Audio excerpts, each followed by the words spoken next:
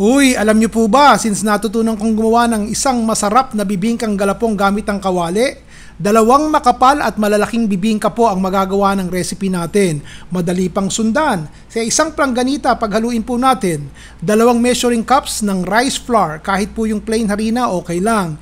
1 measuring cup ng glutinous rice flour o malagkit, 1 tablespoon baking powder, 3/4 cup asukal, asin, kalahating lata po ng coconut milk o 1 measuring cup, 2 itlog, 1/3 cup ng cooking oil, at pautik-utik po nating ilagay ang kalahating tasa ng tubig hanggang maging ganito po ang consistency na parang malabnaw na pancake batter.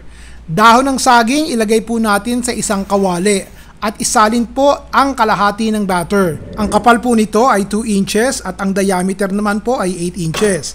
Mahina lang po ang apoy. Takpan at lutuin ng 10 minutes. Tapos po, ilagay na po ang itlog na maalat at keso para espesyal. Takpan po ulit at lutuin ng another 10 minutes.